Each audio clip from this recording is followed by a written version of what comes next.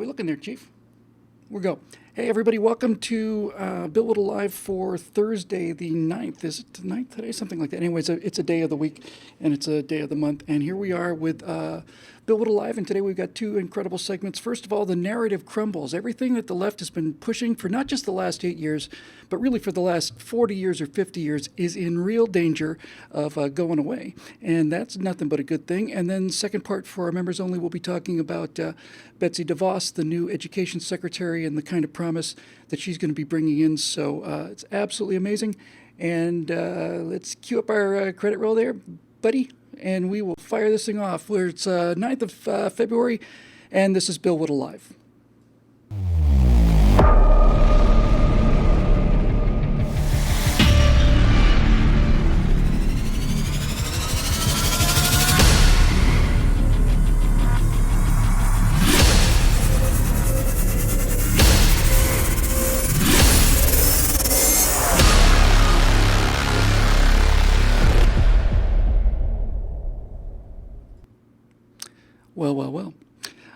Well. Before we get started, I just got to tell you, we are absolutely going to have to move the show to 11:30. There's just the time it takes for us to switch everything over, get all the multiple feeds set up. Just can't do it on time at 11. So we'll make an announcement about that, but looks like that's coming because we're just running around like a couple of crazy monkeys over here and just barely getting on the air. That said, I was watching a little bit of the Andrew Klavan show this morning, which was painful for me because I've got those Clockwork Orange things keeping my eyes open, and my fiance was putting the eye drops in there so I could at least watch a few minutes of it. But Andrew was talking about how much wind there is, just how much wind is going on across the board. And it's true. We got an incredible education secretary. We've had an amazing secretary of defense, great secretaries of state. Everything is happening, and it's nothing but winning and winning. And Donald Trump told us he might get tired of winning, and I didn't think it would take 3 weeks, but, there it is. So, but the thing I want to talk about the most, because this is really critically important, is it's not just the appointments, it's not just the Supreme Court. It's not just the House, the Senate, and the presidency. It's bigger than all of that. It is the destruction of the liberal narrative by the one person. It's beginning to look like, retrospectively in history, starting to look like the one person that could actually do this was the person who we elected. And who would have thought it? Some people guessed it. Some people got it right away. And big shout out to those of you that knew from the beginning it was Donald Trump. And Ann Coulter, she just nailed it. That's all there is to it. But here's why it's so interesting. He's not just making appointments. He's not just putting people on the court. We're not just going to get legislation. He's destroyed the narrative. He's destroying it in front of their eyes.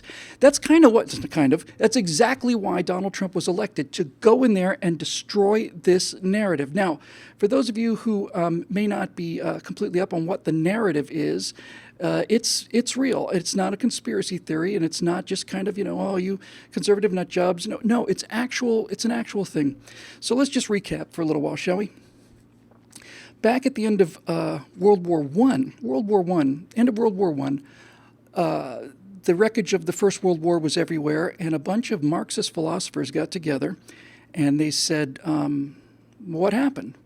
And the reason they said what happened was because they considered Marxism to be scientific theory. It wasn't just a theory of politics. It was scientific fact. This is how things are going to happen. And things didn't happen that way. So these Marxists started something called the Institute for Marxism, which I think is a little on the nose, but who am I to say? And they based it at Frankfurt, Germany. So that school of thought became known as the Frankfurt School. And here was the problem that the Frankfurt School had right after World War I. Since communism and Marx had predicted that the workers would revolt around the world, take over the means of production and everything, they knew that the communist revolution would have to happen in industrialized countries, England, Germany, France, United States, and so on. And what they found after the end of World War I was none of those countries had turned communist. They flirted with it a little bit in Europe, but they didn't turn communist. And the one country that did go communist was Russia, which is an agrarian country, hundreds of years behind the rest of Europe in many cases. And that didn't make sense to them either. So what happened was these Frankfurt School scholars realized that what was going on was that capitalism, those miserable bastards, those capitalist running dog swine, We're creating a world so bountiful that the workers' revolution that everything depended on wasn't going to happen. Why would workers revolt in America? Some of these people have indoor toilets, for God's sake. I mean, some of them have their own cars. And as capitalism and the Industrial Revolution started to create more and more wealth, and as civil rights evolved and less inequities, what happened was the Marxists realized we're out of fuel. We don't have any raw materials anymore for our revolution. All the workers are happy, more or less, right? Huge generalizations. But all the workers are more or less happy, and so what do? Now, if it had been me, and I realized that my goal was to make people happier and take away all of these, injustices and so on, and I looked around and said, no, standard of living is rising, wages are rising, people are living better. I put down my axe and I'd go home. But that's not how we're dealing with, not the people we're dealing with.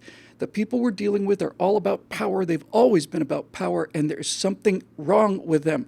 There's something wrong with them. At least that's how it looks to me. Maybe there's something wrong with us actually genetically, because this kind of thing has been going on throughout human history. People want to be in control. They want to tell other people what to do. They want to have an emperor or a king or a duke or an earl or a shah or whoever, a czar, overseeing everything they do. And there are people that are ruthless enough and brutal enough to go and grab that power. And that's the way it's been for the entire world. So there's probably something wrong with us. In any event, we Americans have decided that we don't want somebody else telling us what to do. We'd like to live our own lives in peace. Now, that is anathema to Marxism. It's anathema to people who become Marxist scholars. And these gentlemen of the Frankfurt School decided something really quite brilliant, actually. What they decided was, if we can't have our Marxist revolution because of the workers, then we're going to have to find somebody else who's going to lead the revolution. And the genius of the Frankfurt School was that they realized, it's not going to be the workers, it's going to be the dispossessed. The dispossessed. What does that mean? Well, they realized that even though the workers were doing much better, what they could do was go into these countries, especially America, because America is the giant force of freedom in the world, and has been since its inception. That's why people who want to control people hate us so much. They saw America and they realized, okay, the workers in America aren't going to do it, but what if we went in there and we divided America up into tribes? We divide them up into tiny little groups, because the strength of America is e pluribus unum, right? Out of many, one. You can't beat people like that. You'll never beat people like that.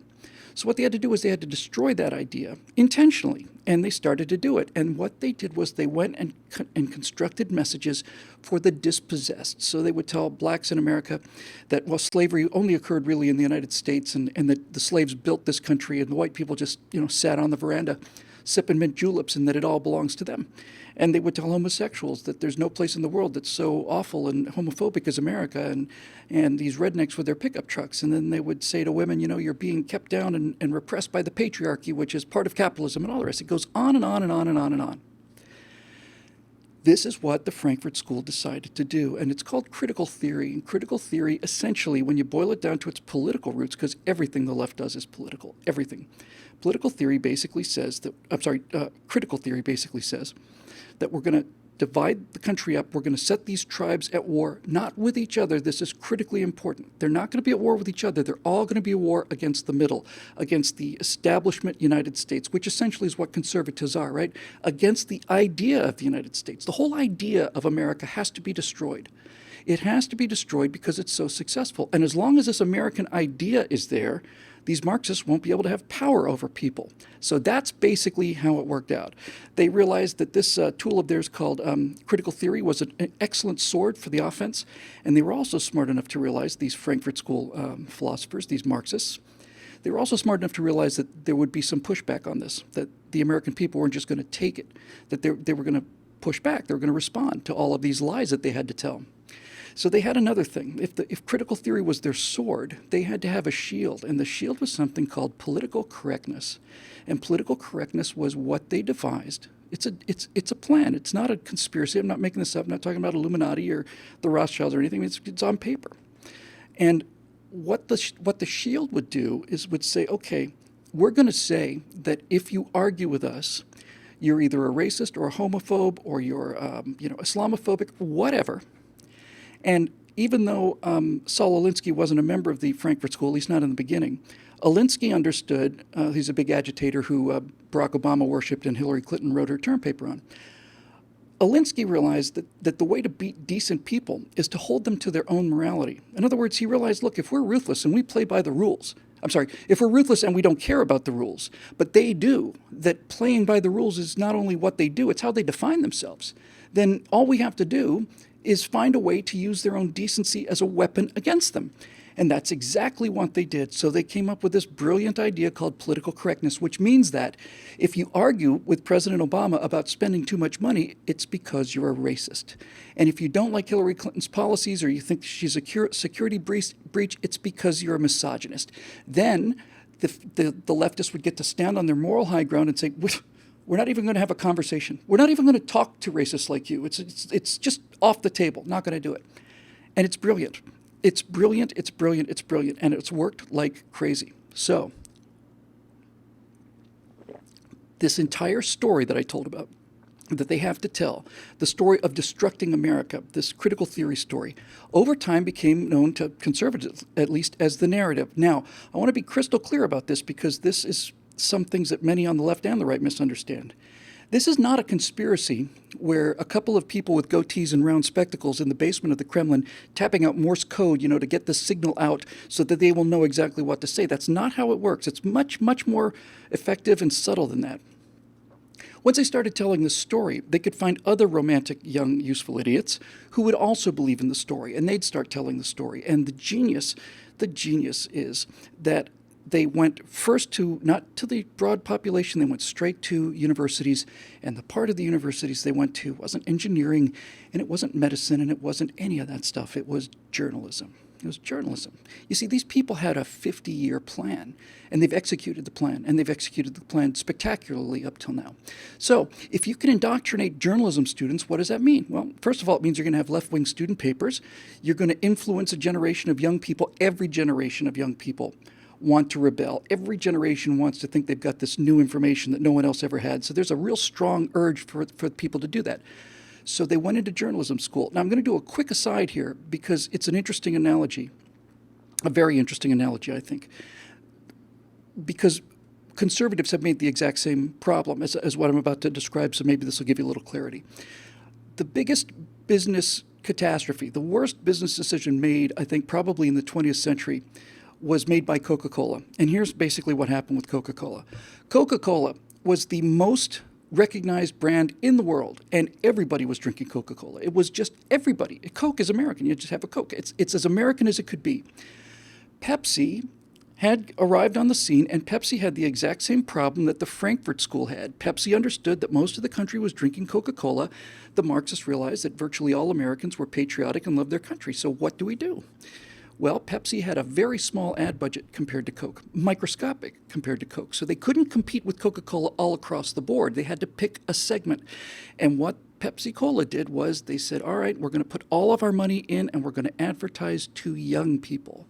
Young people, that's all. That's the only demographic we want, pre-college kids. We're going to just go right for young people. Pepsi, it's the drink of a new generation. And guess what happened? Young people started buying Pepsi. And the theory for Pepsi was, hey, if they buy Pepsi when they're 15, 16, they'll buy Pepsi when they're 22. When they get married, they'll buy Pepsi, and then they'll buy Pepsi for their kids, and their kids will be Pepsi drinkers their whole life. And it's genius, and it's working. So as the decade goes on, you see Pepsi's market share getting bigger and bigger and bigger, and Coke starts to get worried, and then Coke starts to panic, and then Coke makes the biggest mistake in the history of business, at least in the 20th century. Coca-Cola got so panicked by the rise of Pepsi that they decided to come up with a product called New Coke. In other words, you have the best brand and the best product in the world, and you're going to throw it away to make something that tastes more like your rising competitor. I know you have to really sit and let that one sink in for a little bit, don't you? You really just have to stop and think about it. But that's exactly what they did. And what New Coke was, if you ever had New Coke, actually, when they launched New Coke, they immediately got rid of Classic Coke. I used to drink a lot of Coke in those days. And I remember thinking, man, people were hoarding, 6-packs of Classic Coke, of Coca-Cola. You couldn't get it for a while there. So what is New Coke? New Coke is Coca-Cola that tastes more like Pepsi. So who's going to buy New Coke? Are Pepsi drinkers going to buy New Coke? No. Pepsi drinkers like Pepsi. Are Coca-Cola drinkers going to drink New Coke? No. They like Coca-Cola. So it was the biggest, dumbest move ever. But what they tried to do was they tried to move to the middle. They tried to appease the people who they saw shifting. They tried to move it towards the other side. And conservatives in this country, especially the Republicans and the Republican politicians and leaders, until people like Rush Limbaugh came along, they realized that these progressives and these liberals throughout the 60s were growing stronger. In other words, they were gaining market share because the Marxists in the Frankfurt School made the exact same brilliant decision that Pepsi made. They made it much earlier than Pepsi. They said, we are going to invest in young people. That's where we're going to put all of our effort. We're not going to try and recover people who were raised on John Wayne. We're going to make movies like Easy Rider and give them anti-heroes where America's a bad place. And as they get older, they'll teach their kids these same values. And as they get older, they'll even be more susceptible to these values. And off it went. So, just like the Coca-Cola marketing disaster, conservatives, for the last, certainly since Reagan left office, have been told and believe that the solution to Democratic power is to make Republicans more like Democrats. In other words, it's to take Coca-Cola and turn it into New Coke. It's to take the best brand in the world in terms of, freedom and success and prosperity and all of that stuff, and move it from being the best brand in the world to meet this rising challenge. We're going to move halfway towards Pepsi, or we're going to move halfway towards the progressives. And what they really want, what the people really want, is something more like Pepsi. So instead of us being conservatives, and instead of Republican politicians especially, being so sure of their philosophy, so proud of their brand that they would defend it, which would have been easy, they decided to move towards the center. And basically the Republican Party for 40 years or so, 30 years, something like that, has been this. The Democrats are the party of big government. The Republicans are party of slightly less big government. There it is. The Democrats are the party of high taxes. The Republicans are the party of slightly less high taxes. They're not the party of low taxes. They haven't been until now, but they were the party of everything just like the Democrats, but a little bit less. And it's a miracle, isn't it, why we lost all these elections? Who can possibly figure it out? When you ran Coca-Cola, when you ran absolute, pure, unadulterated conservatism like you did in 1980, you won, 46 states Reagan won? 46, something like that in 1980 when he ran for re-election in 1984. Pure conservatism, real Coca-Cola, won 49 out of 50 states, and we're about 5,000 votes short of winning the whole board. So finally, we have a guy who comes to the scene after 30 years of Republicans who would not be Republicans. Mitt Romney, if Mitt Romney had been president in 2012, this country would be immeasurably better off. But Mitt Romney ran away from his own background. He couldn't say, yes, I'm worth hundreds of millions of dollars. He was ashamed of it, or at least he acted like he was ashamed of it. And so we got a good man, a bright man, a great manager, probably in terms of moral character, the most decent man to run for office since George Washington. And he's beaten because he's demonized by this story. So this story is basically the story of the demonization of America. I don't want to get into the politics so much because the story's about the narrative. But essentially, the left has told a story, and the story is, as I said, appealing to each one of these small tribal groups in America, because if it's e pluribus unum, they lose. So it's been a story told to black people about slavery. It's been a story told to Native Americans about the massacre of the Indians. It's been told to women and all the rest. But the main objective of all of those stories in critical theory is to make regular Americans lose confidence in their society. That's the exact purpose. It's the stated purpose, and it's worked very well. How do we destroy American confidence in themselves? These people love their country. They're proud, they're moral, they're decent. Most of them go to church. They have a relatively honest government. How do we destroy that? Well, the way you destroy it is by making it a country that's not worth fighting for. You make it a country that's not worth even voting for, really, when you get right down to it. You start telling stories about America's sins, and America does have some sins. There's no question about that. But you tell the sins, and you tell nothing but the sins, and under no circumstances do you say anything about the virtues. And over the course of 40 years, this story, this narrative of America being an evil place, of America being a racist place and a murderous place, and capitalism being basically this rapacious kind of thing that steals money from single moms so that fat cats can have their luxury lots, this whole thing together, all of it together, is what we call the narrative, because it's a consistent story, and that's the word we're looking for, consistent. Every single part of the narrative connects to other parts, and they all make sense. And it's not just coming from Washington. This narrative story is coming from Hollywood. That's where it really does its most damage, by the way, is Hollywood, through movies and TV. And it's coming through music and culture and comedy and all the rest of it. So the narrative was what made, the narrative is actually not what made the media left-wing. It's the left wing that made the media corrupt. When you own journalism students for 25, 30 years, 2, 3 generations or more, and all you do in journalism school is teach journalists how, well, shouldn't we be reporting the truth? Well, there's the little truth, which is what actually happened, but there's the larger truth, which is the country that we should all be living in. So if you have to sacrifice what actually happened, the little truth, to get to the big truth, do that. It's pretty much what socialism is in a nutshell. And so we have a news media that doesn't report the facts. If the news media had been present and unbiased, not conservative, just unbiased, Mitt Romney would have won by 200 electoral points. We fight a 30-point headwind. I bet it's not a drop less than that, a 30 percentage point headwinds at the polls. If there was just real information, we would just add 30 points from our side and take 30 points away from their side. That's what the country would look like, because that's what the country is. So in any event, along comes Donald Trump, and Donald Trump does something that he was elected to do. And if you think he was elected to build the wall or elected to cut taxes and all the rest, that's all true. That's what he was elected for. But what many people, myself included, voted for him for is this. We voted for him because we believed he was the destructor. We believed that Donald Trump was a bull in a china shop, and we were ready to roll the dice on how conservative he would be as long as he destroyed this narrative structure. Because if you don't destroy the narrative structure, you've got no future for the country. More and more kids every day, despite Trump's win, more and more of them become socialists. They say they're socialists anyway. They're not, but they say they do. And so as Donald Trump arrived, many of us thought, as long as he smashes this thing up, this suppression of the truth, and not just in news, but in movies and morality and late night comedy, all of it, as long as he just somehow smashes this thing, that'd be a win. But not only has he smashed it, he's done things that I just can't imagine that conservatives could have had a better opening month than this. The Supreme Court nominee that we got is terrific. We'll get another one, too. I don't think Ginsburg's going to last 4 years. And all of the appointments, the progressives are saying, this Donald Trump maniac, everybody he's appointed are people that talk about destroying the department that he assigned them to. Yes, that's exactly what he's doing. He's exactly right. He is, in fact, appointing people who are there to destroy those departments. Because those departments are immortal bureaucracies that can never solve a problem, that make the problem bigger every year, because a bigger problem means more budget means more money for people in the government. So that's the long and the short of it. But here's the thing, guys. Kelly Young just had a great comment. Make Coke great again. Exactly. Make Coca-Cola great again. That's exactly it. That's exactly it. They're precisely correct. So we have a chance now that I didn't think I'd live to see.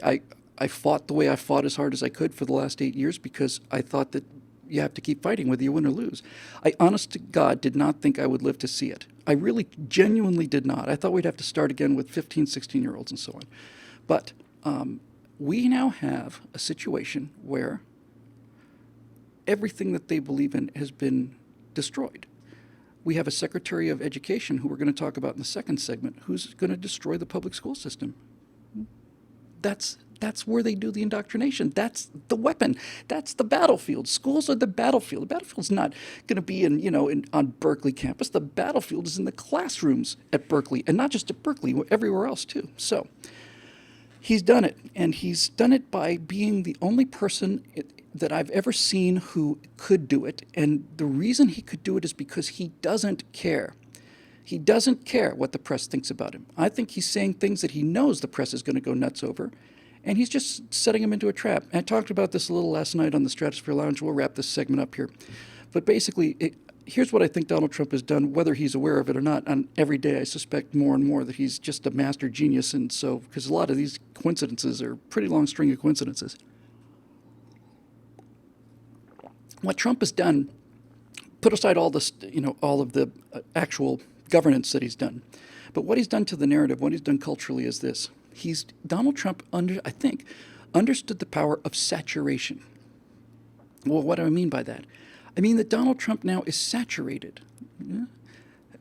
What could they possibly say about Donald Trump? What news could you as a voter or as an American hear about Donald Trump that would shock you? You know, what could possibly change your opinion about this?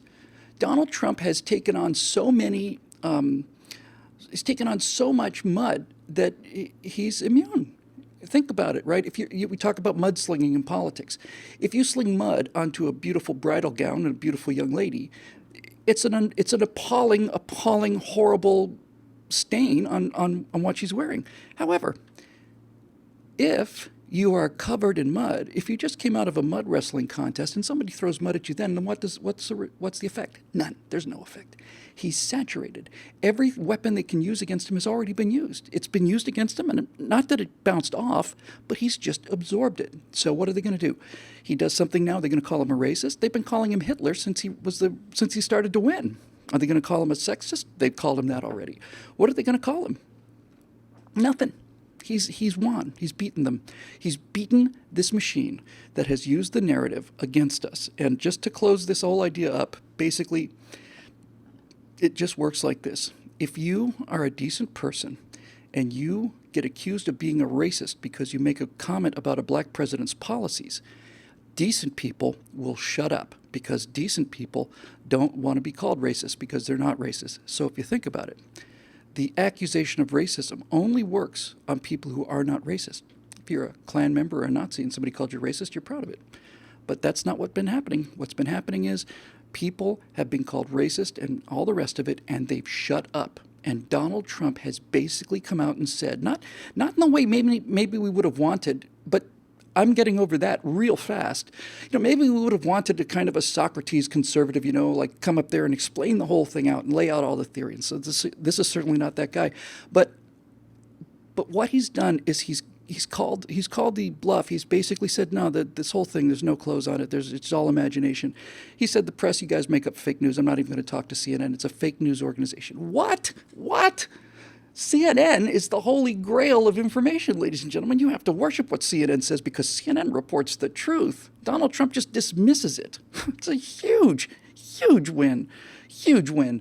And the same thing with pop culture. He gets railed at by Meryl Streep, living in America, Nazi, get the gas chambers. Donald Trump gets out his little iPhone or whatever he uses and tweets, you're overrated, you're a has-been, and you're a loser. And the rest of the country now has permission. See, this is I'm going to run a little long on this. I don't care. It's really important.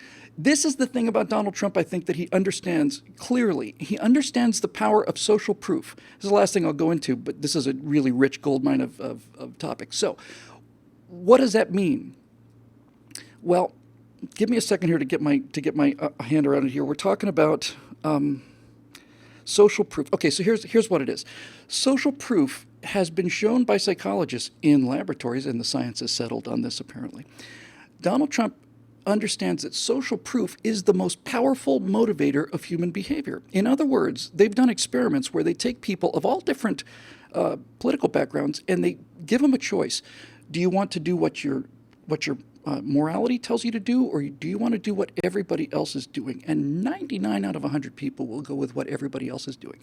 They've done experiments where the one person who was the test subject walks into a waiting room, and everyone else in the waiting room who's in on the experiment are tapping their feet. They're just lightly tapping their feet. They don't know each other, and there's no music. They're just tapping their feet. And after a few moments, that person starts tapping their feet too. See the power of it? It's unbelievable.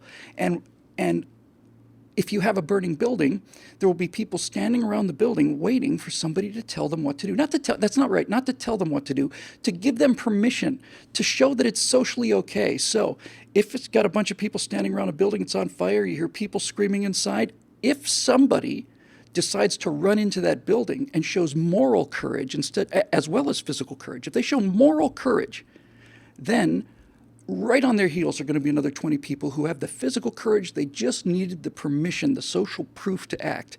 And Donald Trump is destroying all of this. He's just completely destroying all of it on the left. The Republican leadership, until the arrival of Donald Trump, had Stockholm Syndrome. Stockholm Syndrome, as you may or may not know, is from a hostage situation that occurred in Stockholm, of all places. And what they found after this hostage situation was over was that the hostages had identified with their captors, and I don't mean pretended to identify with them. Psychologically, I don't know who was holding them captive in Stockholm, but let's just say it was they were being held captive by Islamists, because that's more likely than being held captive by Lutherans. What they find is, and people who are hijacked on hijacked jets and all the rest, they find that every single, well, not every single person, but most of the people who are hostages immediately, over the course of 2 or 3 days, not only begin to sympathize with these people, but identify with them. And you would think, well, why would that be? You'd think they'd be terrorized of them. No, that's the whole point. They're so afraid. They're so absolutely afraid that they understand on some gut level that I want to be friends with these people. I don't want them to kill me. I'm one of them, and they become one of them. And that's what's happened to the Republican leadership over 30 years. Because of the social proof, because of the media and everything else calling you racist and all the rest of it, you know, okay, well, we're not racist. We just want to get along. And they've had Stockholm Syndrome. And along comes a guy who apparently hadn't read the book, and he smashed things up.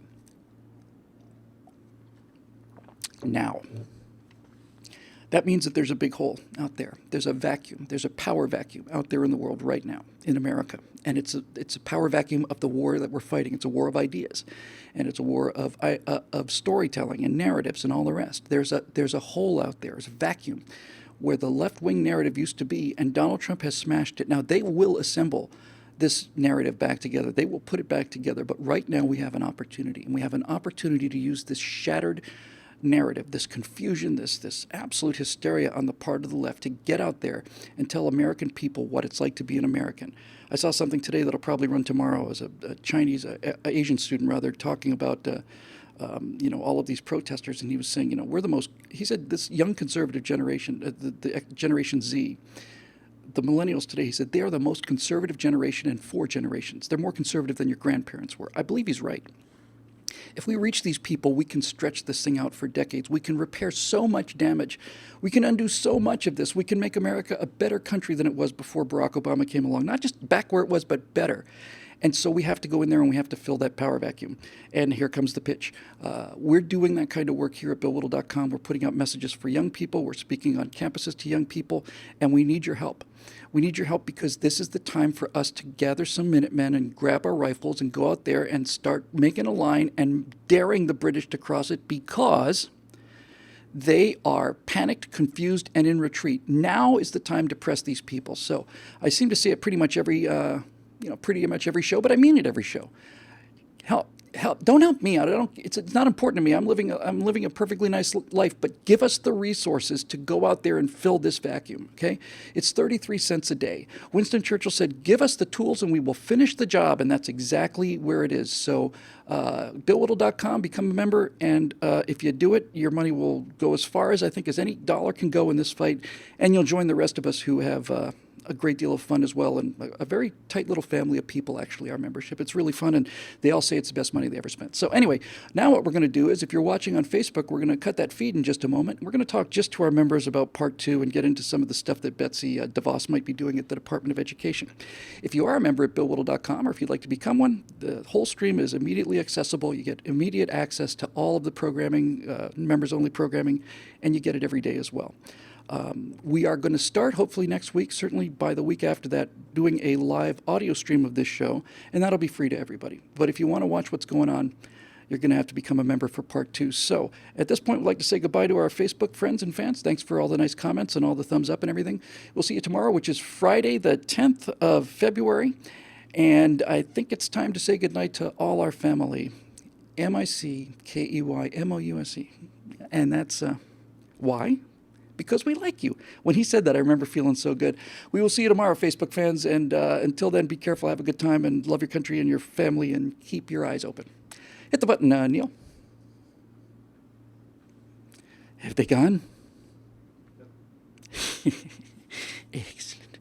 Well, we're back again with our members here who are, as I just said, our stalwarts. And I suppose, I don't know if you're ever going to get tired of hearing it. If I were a member, and I am, I wouldn't get tired of hearing it. So thank you again for your support. Let's talk now a little bit about Betsy DeVos specifically and why this is such a huge win. The case I just made about the Frankfurt School and the narrative and all the rest is in fact what actually did happen. And it's why they succeeded. They went after young people.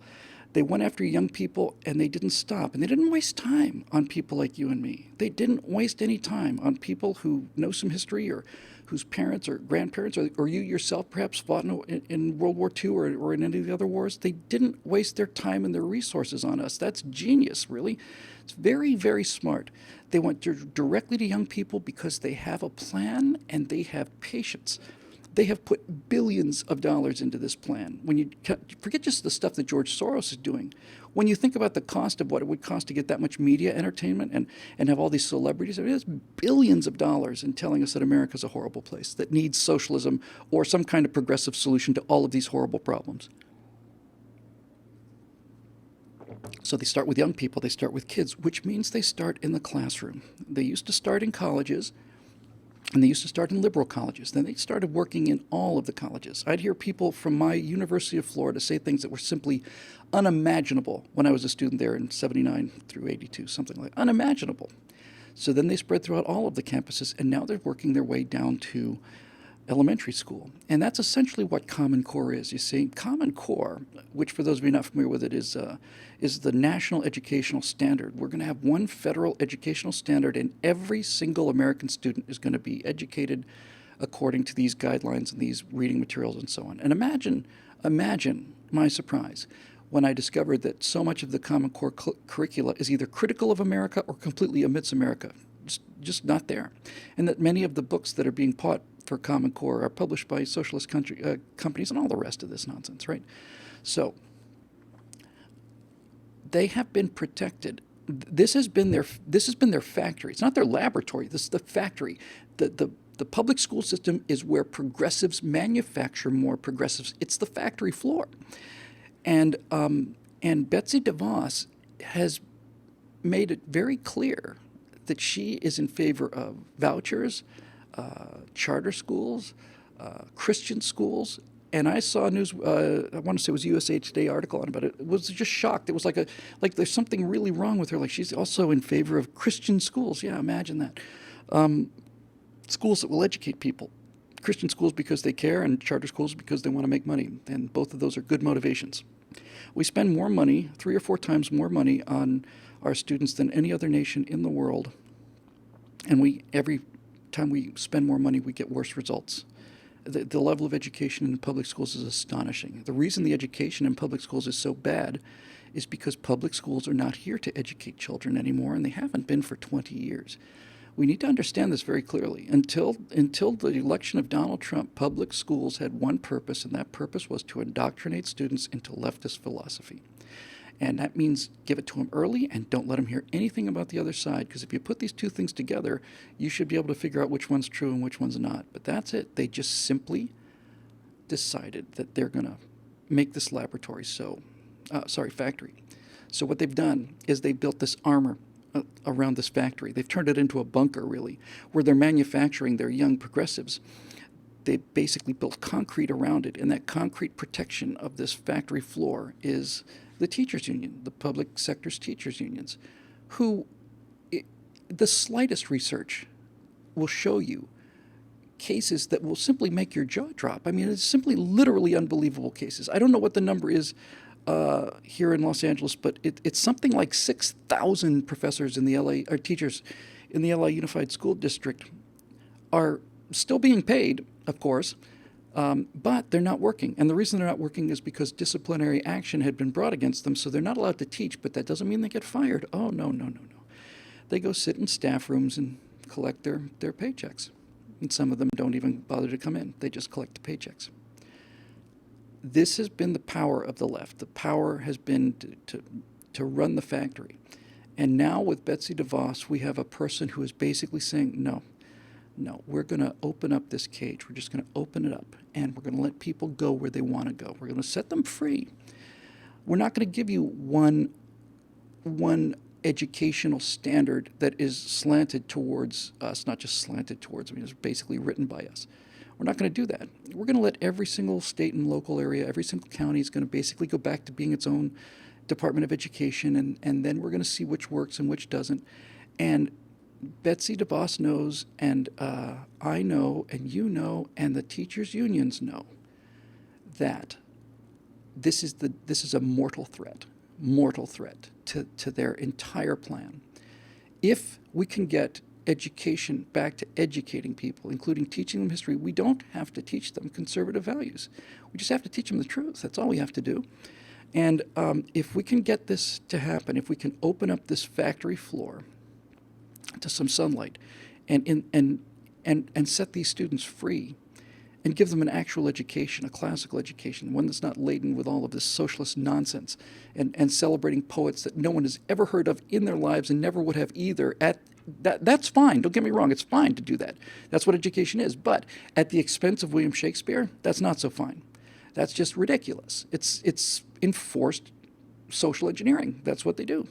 So the DeVos appointment is, I think, going to have the same effect on the schools that the appointment of General Mattis has on the military, with of course the giant exception of the fact that the military loved Mattis and loves him now and is just as happy as they can be to have an actual fighting man in charge of the Department of Defense. Imagine. This case with DeVos, her constituents, so to speak, her employees anyway, hate the idea of her and hate her personally. And I've heard of death threats. I have not heard of any against DeVos, but I have heard teachers making death threats in Wisconsin several years ago and all the rest. So it takes some physical courage as well. If DeVos can crack open this bunker and let some sunlight in and let people go and get educated where they want to and give people who don't have the means to go to private school, help give them the means. Now, look, I'm as much against subsidies as anybody else. Absolutely. But if you gave me a choice, we cannot just simply walk away from the world we've created. We can't burn down the house that we live in. We have to make another house and move into that first. If we can do that, it will be just a whole new ballgame. It'll be just a whole new ballgame. What I was getting at a minute ago is simply this. If I had a choice of having to pay my entire life subsidies and benefits to a person who was never going to get out of the house, who was going to be violent and murder people or steal people's property to support a drug habit, if I had to pay that kind of money every day for the rest of my life through taxes to keep these people's EBT cards going and keep up these entitlements, versus whether or not I'd be willing to put some government money into education that would prevent all of those things, then that's just a smart deal for me. It may not be ideologically perfect, but you know what? We live in the world we live in, and one of the great things about conservatism is the practicality of it, and certainly the great thing about it is the ability to see the real world as it is. So if he's talking about federal money for school vouchers, I'm in favor of it. And the only reason I'm in favor of government money for school vouchers is because it will prevent the theft of hundreds, thousands, millions of times more money to keep the status quo. It doesn't seem that tough to me. I don't know. I mean, Drew, in the last show I saw, basically ran what he calls the Trump winning montage, and it's that Trump speech where he talks about we're gonna win here, we're gonna win in the economically, we're gonna win militarily, we're gonna win politically, we're gonna win all of this, and then he said we're gonna win so much you're gonna get tired of winning, and that's what it feels like. It feels like it's like he's been president for 2-3 weeks. We're getting tired of winning. I was very critical of Donald Trump, and every day, and not just every day for the last 2 weeks, every day since the third debate, my opinion of him has solidified more and more and more. And as I said earlier, he's reached saturation. There's nothing you could say about Donald Trump that would shock me or make me go, ooh, I don't know if this is a good guy. He's doing what he said he would do, and he's doing it in record time. I've never seen a president work this hard. I saw somebody's comment once that said that Donald Trump is showing us how lazy the other 44 presidents were. I knew the last one was lazy, but he's really right. He's just moving like a dynamo. He's moving like a businessman. It's almost like he's a businessman who knows that time is money. What an unbelievable concept. Time is money? Yes. The more time we waste, the more money we spend. Well, It's not our money; it's the taxpayers' money. And Donald Trump doesn't seem to see it that way. Every day, his stock is rising with me, and it's very high now. And I suspect it will take quite a lot to destroy it or bring it back down again. The big question was, prior to the election, is Donald Trump a liberal? Is Donald Trump a New York liberal? He'd been a Democrat for many years. And is he basically telling the Republican Party and conservative voters what they want to hear as a sucker punch so that if he gets elected, he'll govern as a Democrat? He'll put his sister on the Supreme Court and all these other outrageous things that Trump says. That was one theory. The other theory is, no, he really means it. Japanese reported low over our building here on a quiet Thursday morning. There must be a training exercise of some kind. No, he's putting down evidence. He's making actual choices that are conservative choices. In some cases, in fact, pretty much all the cases, you just couldn't ask for better nominees or appointees or whatever. You couldn't ask for better. It's entirely possible he's going to go down as one of the greatest presidents in American history. And it looks like he found the key. This is it. Donald Trump found the key to unlocking this narrative, found the key to unlocking this complete control of media and culture. He found the key, and the key was, I don't care. I don't care what you say about me. In fact, I'm going to say as many outrageous things as I can, because the more outrageous things I say, the more coverage I get. The more coverage I get, the more venom that's generated towards me, the more hostility that comes my way, the more immunized I get. I get muddier and muddier and muddier until I look like I've been mud wrestling. And at that point, throw all the mud you want to. It's not going to make any difference. It's starting to look like way too much for coincidence. It's not. You could say he was born into a nice family, but he's a billionaire, and his properties are all over the country. And you go to Vegas, and right there on the top of the building it says Trump. And it doesn't say Trump because Trump was president and put his image up there. It says Trump because Trump ran a business, which is a voluntary exchange of services, to the degree that millions of people have decided to give Donald Trump money. That Trump sign belongs to him. It wasn't enforced from the top down. It wasn't a government sign that was put up there, like Chavez or Castro or Obama or whatever. Hillary certainly would have had him. No, he's done it. He's done it through understanding what people want and understanding how people think. And every day I become more convinced that he's an actual ascended Jedi master. And we're going to find out. Well, I was going to say we're going to find out soon enough. That's a ridiculous thing to say. We've already found out. We've already discovered it. What I said earlier, my friends here at BillWhittle.com, what I said earlier, I couldn't have meant more. Your patience, first of all, because we're working on very tight resources here, and we're trying to do as much as we can. So your patience, your vision, your generosity, your patriotism have always meant a lot to me personally, but now we're actually getting real traction. We have a real opportunity not to just throw rocks against a wall in the hope of battering it down over 2 or 3 generations. Now we can actually go through the breach, and we can actually go in there and take some territory back and plant some flags. And the reason we can do that is because of your continuing support and membership here at BillWhittle.com. We couldn't be happier. We couldn't be prouder of the work we do and of the comments that we receive from you. They're just absolutely motivating.